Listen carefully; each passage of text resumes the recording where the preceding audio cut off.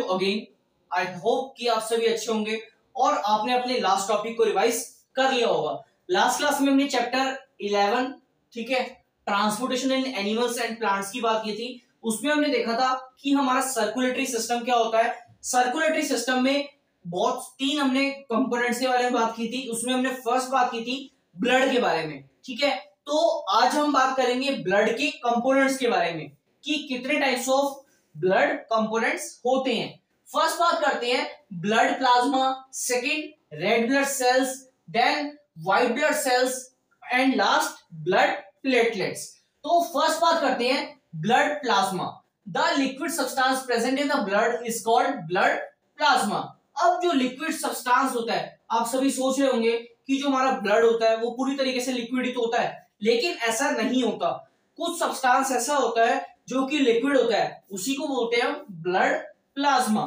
Almost 55% of the blood is blood plasma. 55% जो blood होता है वो क्या होता है, ब्लड प्लाज्मा, मतलब लिक्विड होता है। The plasma facilitates the transportation of different substances through the body. अब जो प्लाज्मा होता है हमारा, जो ब्लड प्लाज्मा है, वो ट्रांसपोर्टेशन का काम करता है। जितने भी न्यूट्रिएंट्स वगैरह होते हैं वो सारी हमारी बॉडी में ट्रांसपोर्टेशन उसका करता है।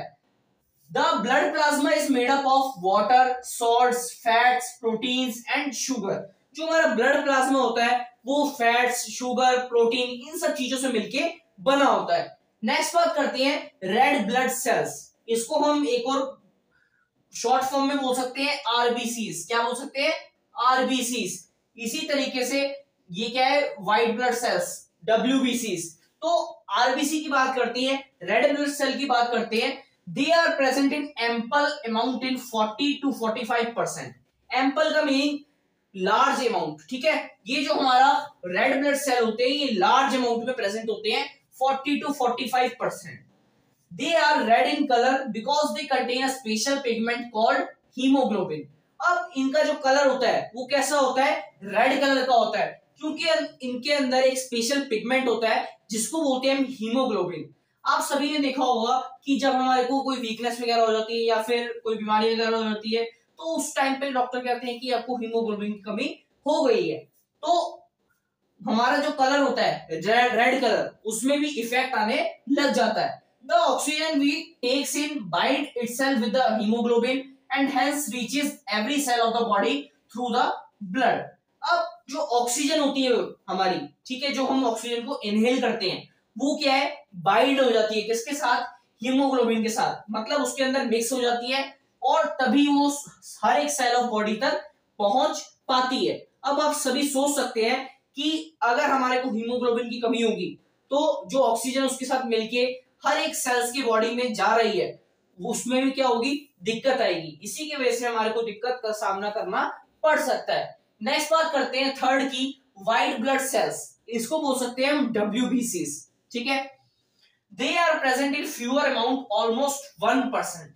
अभी हमने बात की कि जो हमारा आरबीसी होता है, रेड ब्लड सेल्स होते हैं, इनकी क्वांटिटी कितनी होती है, ज्यादा होती है, 40 to 45%। लेकिन अगर बात करें डब्ल्यूबीसी की तो इसकी क्वांटिटी कितनी होती है, खाली 1%।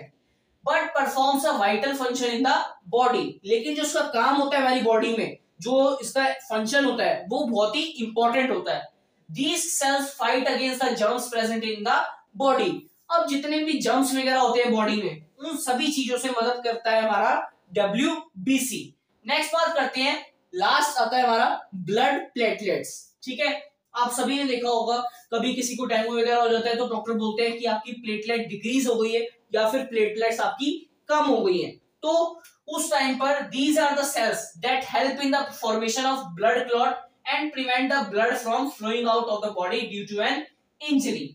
अब यही वो सेल्स होते हैं जो कि हमारे को ब्लड क्लॉटिंग करने में हेल्प करते हैं। जब हमारे को कोई इंजरी वगैरह हो गई या हमारे को कोई कट वगैरह लग गया, उस टाइम पर हमारा ब्लड क्लॉट होने में हमारी मदद करते हैं हमारे ब्लड प्लेटलेट्स। ये हमारी मदद करते हैं कि हमारा जो ब्लड है वो हमारी बॉडी में से एक्स्ट्रा फ्लो आउट ना हो जाए। उस चीज को रोकने के लिए हमारी ये जो ब्लड प्लेटलेट्स होती है, ठीक है। तो आज हमने बात की कंपोनेंट्स ऑफ ब्लड, ब्लड के कितने टाइप्स ऑफ कंपोनेंट्स होते हैं, ठीक है। आज हमने ब्लड का टॉपिक खत्म कर लिया, सर्कुलेटरी सिस्टम का फर्स्ट कंपोनेंट आज हमने फिनिश कर लिया। अब नेक्स्ट क्लास में बात करेंगे ब्लड वेसल्स और हार्ट के बारे में। आज के लिए इतना ही। Thank you.